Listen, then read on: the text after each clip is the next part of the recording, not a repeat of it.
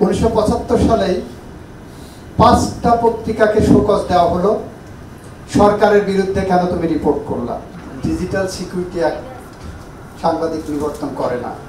সাংবাদিক নিবর্তনের জন্য রাষ্ট্র অনেক রকম পথ খোলা রেখেছে। যেটা বলা হয় আকাশের যত তারা আইনের তত ধারা। সাংবাদিকদেরকে নিবর্তনের জন্য, নিয়ন্ত্রণের জন্য আকাশের সব রকম তারার মতো আইনের ধারা প্রয়োগ করা হয়। সেখানে আমরা দেখতে পাই নিজের পক্ষে কিছু না থাকলে একটা সেডিশাস চার্জ দিয়ে দেওয়ার সুযোগ আছে। এই যে ট্রেন্ডটা, এই ট্রেন্ডটাকে পরিবর্তন করতে হলে রাষ্ট্রের মানসিকতা পরিবর্তন করতে হবে। যতক্ষণ পর্যন্ত রাষ্ট্র যারা পরিচালনা করেন, যারা রাজনৈতিকভাবে ক্ষমতা প্রয়োগ করেন, রাষ্ট্রের নির্বাহী ক্ষমতা প্রয়োগ করেন, যতক্ষণ পর্যন্ত তাদের মানসিকতার মধ্যে পরিবর্তন না আসবে, ততক্ষণ পর্যন্ত শুধুমাত্র ডিজিটাল সিকিউরিটি অ্যাক্টকে অ্যাটাক করে এই সমস্যার সমাধান হবে বলে আমি মনে করি না। আপনারা যদি নিবর্তনের আইন দেখেন, 1860 সাল থেকে পেনাল কোডে কিন্তু নিবর্তনমূলক ব্যবস্থা আছে, যেটা ডিফেমেশন। পেনাল কোডের 500 ধারায়, 499 ধারায় ডেফিনেশন, 500 ধারায় ডিফেমেশন। একজন সাংবাদিককে ধরার জন্য পেনাল কোডে আপনার মামলা করার সুযোগ আছে, সেই 1860 সাল থেকে। In addition to that, tortious liabilities বা ডিফেমেশনের জন্য ড্যামেজ ক্লেম করার জন্য সিভিল কোর্টে মামলা করার সুযোগ আছে।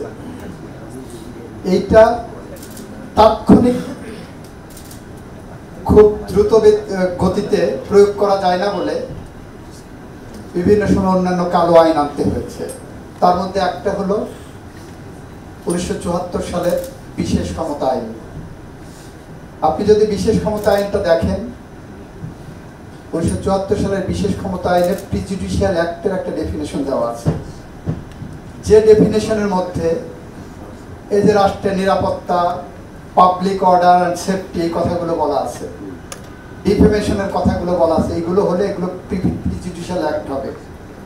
অর্থাৎ রাষ্ট্র ইচ্ছা করলে স্পেশাল পাওয়ার্স অ্যাক্ট ব্যবহার করে, আপনি ডিজিটাল সিকিউরিটি অ্যাক্ট বাদ দেন, আপনি আইসিটি বাদ দেন, আপনি স্পেশাল পাওয়ার্স অ্যাক্ট নিয়ে এসে একজন সাংবাদিককে হয়রানি করতে পারবেন, গ্রেপ্তার করতে পারবেন। এটা শুরু হয়েছিল 1975 সালে। প্রথম স্পেশাল পাওয়ার্স অ্যাক্টে সাংবাদিক নিবর্তন হন দি দেন হলিডের উইকলি হলিডের এডিটর এনায়েতুল্লাহ খানকে বিশেষ ক্ষমতা আইনে গ্রেপ্তারের মধ্য দিয়ে। তারপরে কাকে গ্রেপ্তার করলেন ওই আইনে?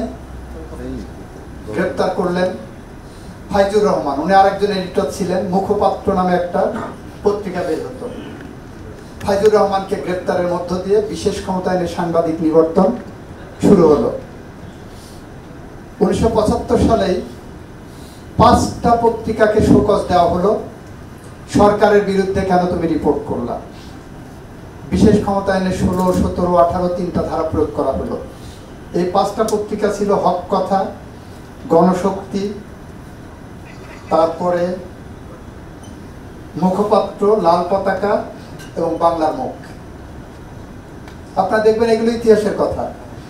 আইনের বইয়ে আইনের সাথে তাদেরকে শোকজ করা হলো। এই 16, 17, 18 এই 3টা ধারাকে 1991 সালে এসে রিপিল করা হয়েছে। এই 3টা ধারা এখন নাই। ফলে সাংবাদিক নিবর্তনের যে সাইকি, যে মানসিকতা, যে সরকারি ক্ষমতা আসুক না কেন, তারা মনে পোষণ করেন। এরপরে 2006 সালে এসে আইসিটি অ্যাক্ট করে সেকশন 57 ইনসার্ট করলো।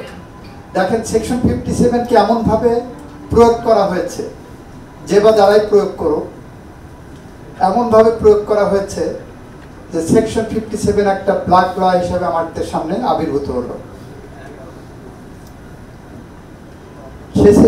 আইসিটি অ্যাক্ট কিন্তু এখনো আছে। 2006 সালের আইনটা আছে, শুধু সেকশন 57 সহ কয়েকটা ধারা বাতিল করা হয়েছে, এই কারণে ওই আইনটা আর আলোচনায় আসে না।